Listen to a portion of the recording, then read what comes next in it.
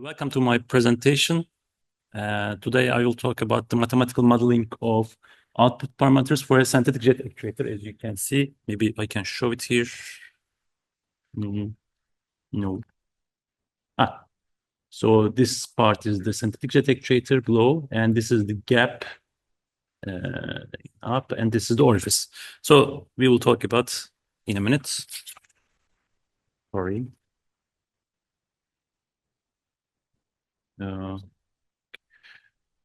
So my name is Emre Kara. I am an assistant professor from Gaziantep University. You can see the details here. I received my BS degree from Middle East Technical University, Ankara. And then I finished my master thesis and PhD thesis in Gaziantep University. Currently, I'm working there as an assistant professor in aerodynamics. As an assistant professor in aeronautics and aerospace engineering department. So you can see the disciplines that I am working on, and these are my skills and expertise. If you want to, you can check from ResearchGate or LinkedIn.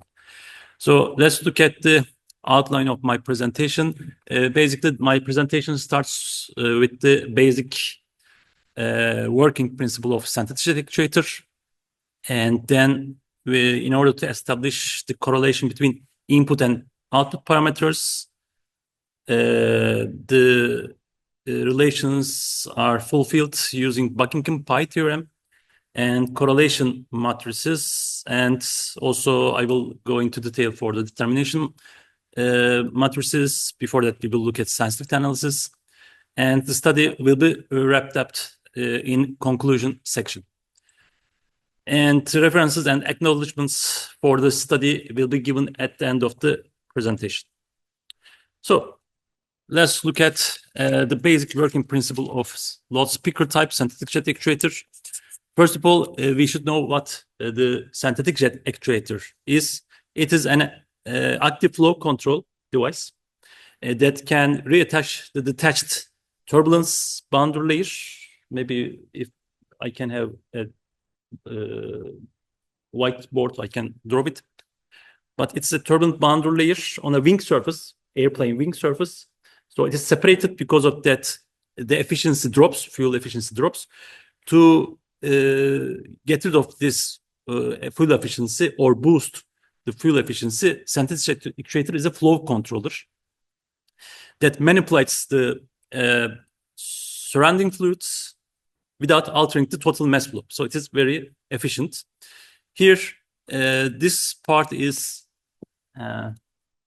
this lower part is the loudspeaker type. You can see the cross section. It is the inside of the loudspeaker. So voice oscillator. And it is moving back and forth. I will give you in a video at the end of the slides. And you can see as the start, the figure 1 is generated for the current problem using ANSYS Fluent and representing the transient solution. The solution details are not given. You can look at my paper at the end of the references part, first one. If you are interested, I used ANSYS meshing, ANSYS Fluent, then I give the transient solutions. So figure 1 shows the operating principle of an SGA. In short, we are calling SJ for the synthetic jet actuator. With the flow trajectories are given with these lines, as you can see. The first one is the start at the suction state, start of the suction state. And the second one, it is going down, sucking the air from the outside of the wing. This is the wing. This part is the wing's upper side. This is inside the wing. So it is inner part. So in the part B, you can see the end of the suction and start of the blowing stage is given. 1C shows the end of the suction and beginning of the blowing stage. And the last stage is start of the blowing stage and the cycle finished. So it is a cycle of the full working principle of the synthetic jet actuator. So figure 1 displays the cavity below the nozzle. So this is the nozzle, this is the cavity, and this is the outside that we want to manipulate. So we can look at closer to this one. The principal objective of this study is to establish the correlation between the input and input geometrical parameters. Let's look at them firstly. These input geometrical parameters are, by the way, the objective is to establish the correlation between input parameters and a range of output parameters. So before we look at the output parameters, so we should start with the input parameters, which are cavity inner diameter. You can see it is shown as DC, and orifice diameter D0, cavity height HC, orifice height H0. These are the geometrical parameters. And we also have a gasket height, which is a constant. It's not a parameter. We cannot change it because it is the physical thickness of the load speaker.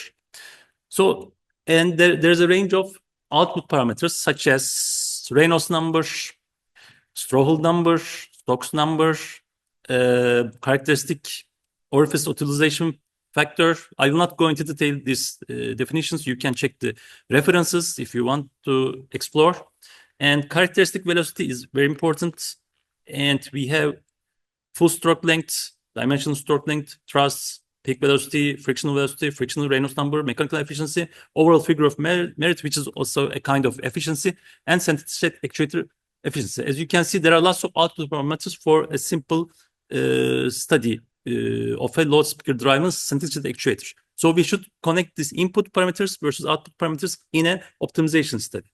So to do that, we need to look at the correlation between the input and output parameters, revealing through the application of the Buckingham Pi theorem, which is analytically solution of the problem using simple, maybe you know, Buckingham Pi theorem.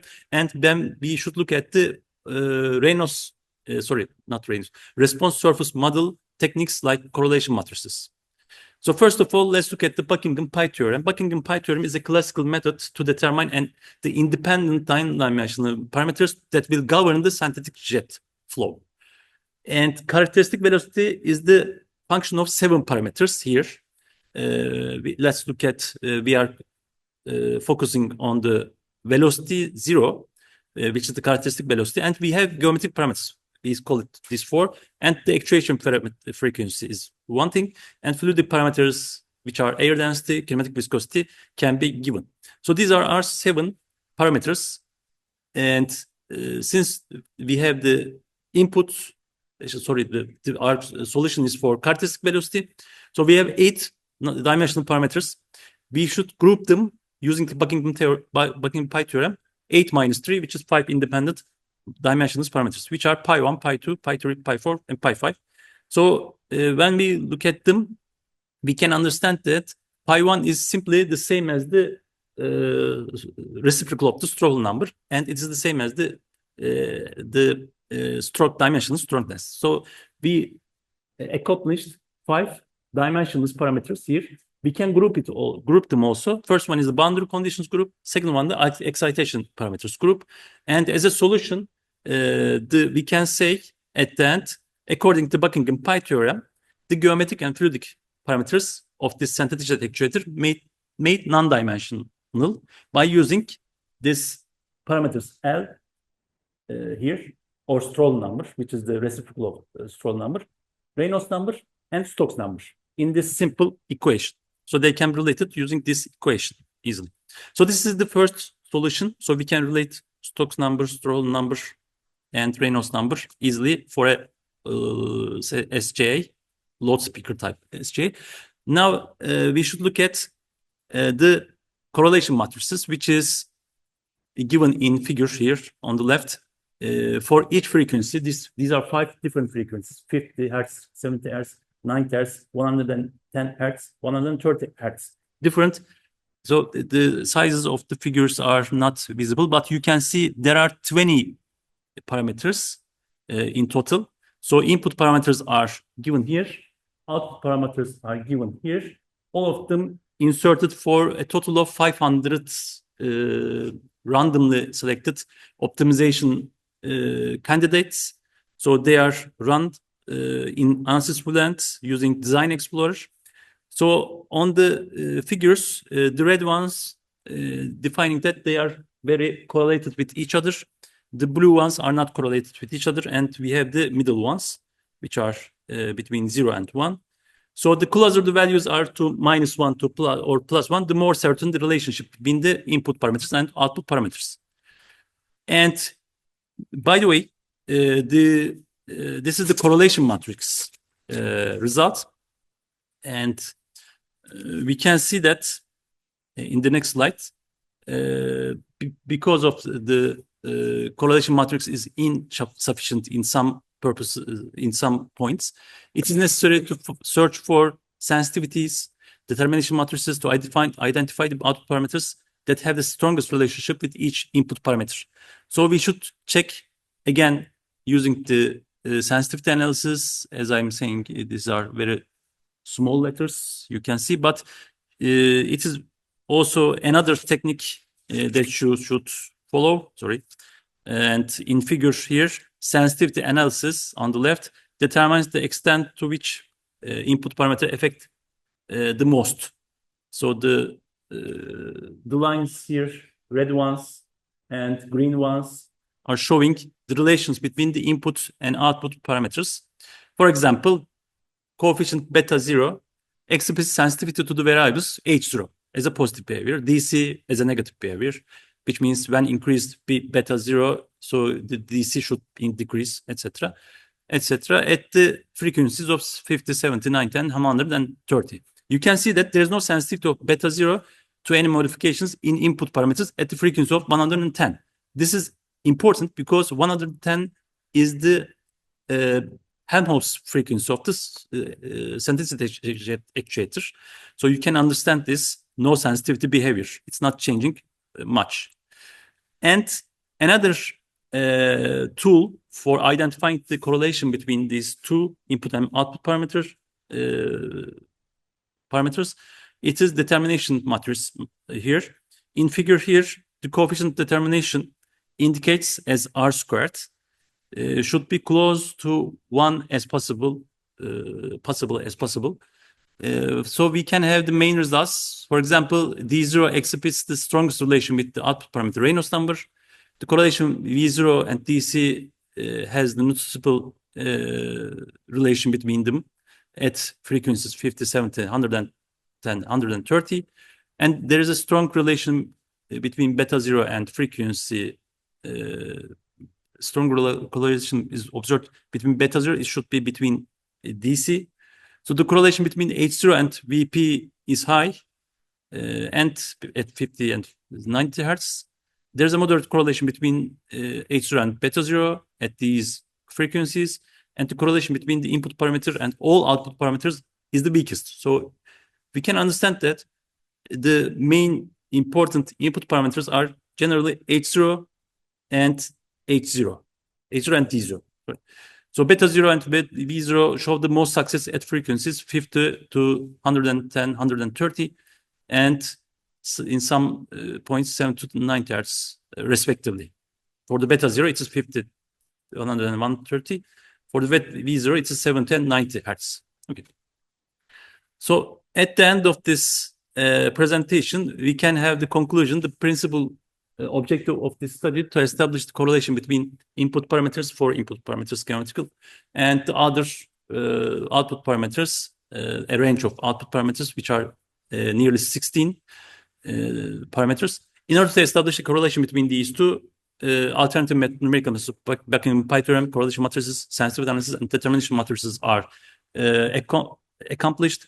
It can be concluded that structural integrity of low speaker driving synthetic actuator is assured if the governing parameters Reynolds number, Stroll number, and Stokes and Stroll number are selected with due for thought and care. So you should be focusing on Reynolds number, Stokes number, and Stroll number besides the other ones. So you can check the presentations, references parts, which will be also available if this presentation will be in the paper. So you can see parametric analysis and design optimization of low speaker driving synthetic actuator, third one, which gives the all detail about this topic in the International Journal of Computation Methods journal. And you can check the other references. This work was supported by scientific research project coordination units of our university, and also computing resources are provided from UHAM in ITÜ. And also I want to thank the sales department of Isaton for the loudspeaker geometry files. So that's it for my first presentation. If you have questions, I will be gladly answering them. These are the original optimized and cross-flow studies.